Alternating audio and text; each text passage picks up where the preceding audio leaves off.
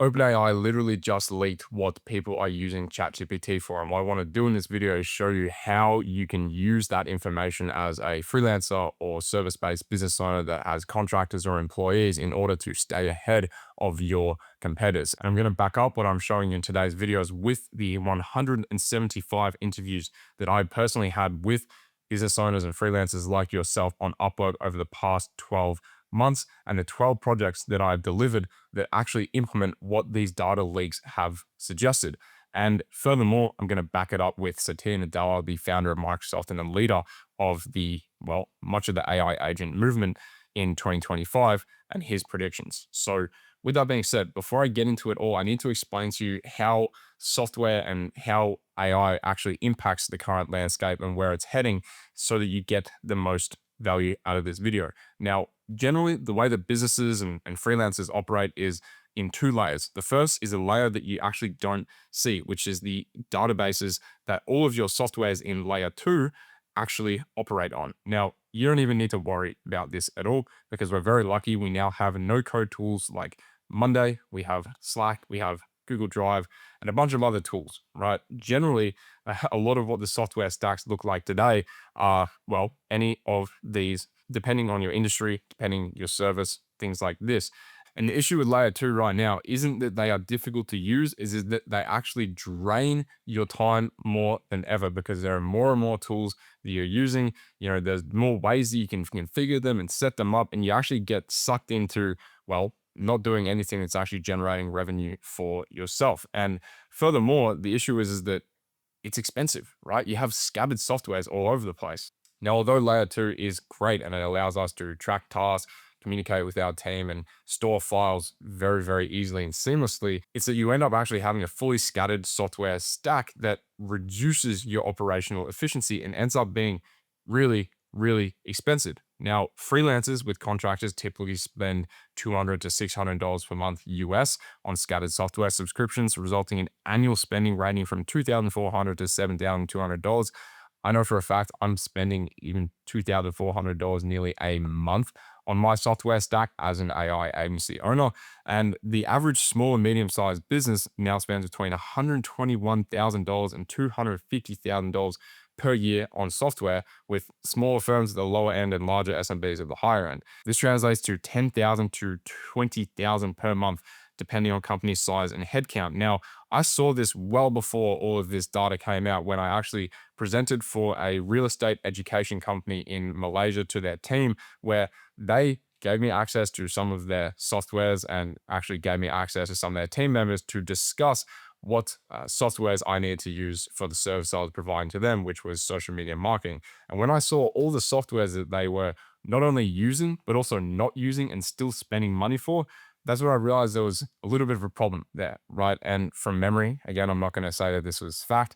I think they were spending $28,000 per month, and $20,000 of that was on software that they weren't even using, right? It sounds absurd, but this is actually the genuine reality. Now, at the same time that I realized having this two-layer, ecosystem or infrastructure was becoming a problem for companies where they were spending more and reducing operational efficiency by using software or paying for softwares they weren't even using, I also was dabbling with ChatGPT, and I started to offer some services such as AI agents. Now, at the time, I didn't really know what it was I was offering. I was just listening to the market. Like I said, I was on Upwork and I was taking interviews with basically anyone that I could get access to, but I was building these agents that weren't so much actually for work per se. They were for personal productivity. They were for integrating these two layers into one AI layer. And I'll talk about that in a second because it's backed up by what I originally started this video to tell you about, which is how OpenAI leaked what people are actually using ChatGPT for. And they found they're not using it as much for work. They're using it more for personal productivity. Now, what this post actually highlights about the OpenAI leaks is that 1.5 million anonymized ChatGPT conversations revealed 73% of usage is personal. So for personal productivity, and 28.3% was for practical guidance, and 28.1% was for writing. And this challenges the overarching narrative that AI is primarily a work tool. Now, to further back up this data from OpenAI, I myself am nearly sending out proposals every single day to business owners and freelancers like you that aren't particularly building agents for work. They're building them for personal productivity around their work. Now, let me explain, right? In this brief here, I'd suggest that based on our discovery call, I identified the core challenge, which was the need to maintain 24/7 business availability without being enslaved to screens and devices, right? Again, going back, without being enslaved to this layer two, where you're in Monday and you're updating the task status, or you're having to follow up with someone in Slack because the task didn't get finished in Monday, or you're having to go into Google Drive and find files for them because one of your team members in Slack said that they can't find it, and things like this, right?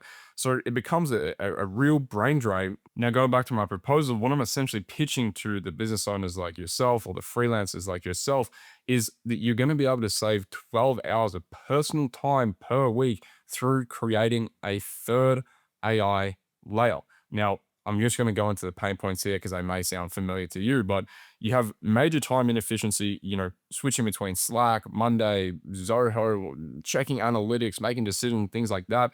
You're experiencing workflow delays because your tools are all scattered and you don't know where things are. You're also just spending so much time on your screens. And you also need something that is more scalable, that doesn't require you to be in that system all the time. So if that sounds familiar to you, then please keep watching. But when I talk about the AI layer, I want to back it up with what Satya Nadella, the obviously CEO of Microsoft right now, and what he says about this third AI layer to increase personal productivity. Now, he says and describes that this transformation is a move towards an AI tier where business logic currently embedded within individual apps, again, like we spoke about with Slack, Monday.com, will instead migrate to a centralized AI layer. He said they're going to update multiple databases and all the logic will be in the AI tier. Once the AI tier becomes the place where all the logic is, then people will start replacing the backends, right? This vision essentially marks a pivotal change. Instead of compartmentalized SaaS applications like we're seeing in this chart here, that's costing you hundreds, even thousands of dollars every single month, will then be replaced with intelligent AI agents that will orchestrate business processes, drawing data from any connected tool or databases as needed. And if you're sitting here thinking, well, this isn't personal use, this is business processes, what I'm talking about is your personal time that is spent in Slack, in Google Drive, in Monday.com will then be basically reimbursed you by having this AI layer. Therefore, this is personal productivity. This AI layer is personal productivity, right? Now, what does this third layer look like? Well, what it does is it also essentially reduces the need for these complex databases. Now, why? Because we have these no-code tools like Notion that is able to host all of our data without, any extensive coding knowledge. And what we can do is we can actually connect these Notion databases, these Monday databases, whatever it is that you decide to use, could be Airtable as well, to Claude. And what you can do, not just in Claude, you can also use ChatGPT and things like this. You can actually query this and get responses and basically perform actions on your behalf without needing to go into all these different tools and find, what you need to update and get the context that you need, because the LLM, right? Claude and ChatGPT is essentially an LLM, actually already has the context to perform those tasks for you or retrieve knowledge for you. Now, this isn't just powerful for you, it's powerful for your team, whether they're employees or contractors, to also query so that you don't need to be responding in Slack as well. Now, you don't just need to have a custom no-code database. You can also just connect the LLM to your, other softwares. Like, this is an example of Gig Radar. It basically runs my Upwork campaigns for me, and I can query my Claude chatbot that is connected to this in order to get insights into my campaign. Now, before you think this is way too complex, I don't know how to create custom AI agents, things like that, I'll actually show you in a second how to do that. I do also want to flag that when you begin to create these more custom workflows that, go beyond just saving that 12 hours per week that I spoke about initially here, you will need to use a tool like N8N, and you may need to hire a contractor or learn it yourself to basically be able to create these. But at the initial level, the early level that will get you so far ahead of your competitors and the things that I'm implementing for my clients and my own businesses is just these no-code tools, no-code databases that you can connect directly within Claude, right? And connect directly into Slack to just save that time initially, right?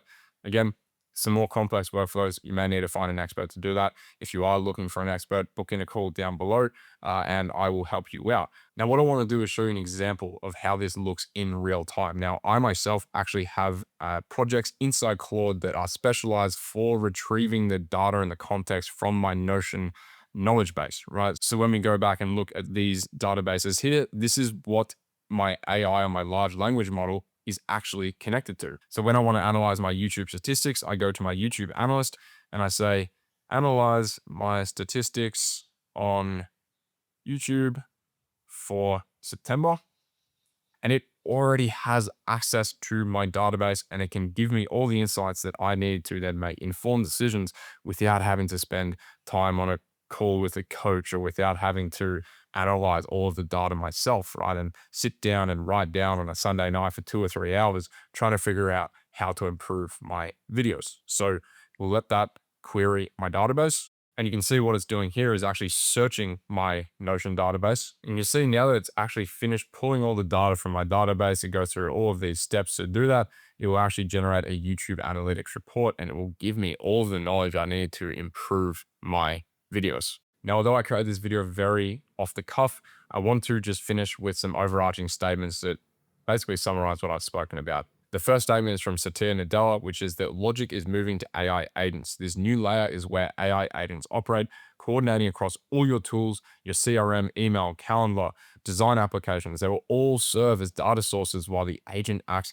as a universal interface. It acts as an interface where you just chat to it and get everything that you need and also more because it will actually create and basically conduct actions on your behalf instead of having to be stuck in this layer here. Therefore, basically repurposing your time to do other things that, well, you enjoy. Now, what I really want to also reiterate is that switching to a stack built around Claude and Notion just as a beginning point, right? You could cut software subscription cost to between $37 to $44 per user per month, or about $450 to $500 per active user every single year. Now, with all that being said, this is your roadmap to outcompeting your competitors based on the data that we are seeing from OpenAI and my own personal experiences implementing these solutions for many freelancers, business owners alike, as well as having over 175 interviews with these types of people as well. And essentially, this is going to allow you to stay ahead. And what I want to do is invite you to book a consultation call with me if you're interested in figuring out how you connect all of your data sources and save thousands, hundreds of thousands of dollars and hundreds and thousands of hours per week. With all that being said, appreciate your time. Book call me down below. We'll go from there.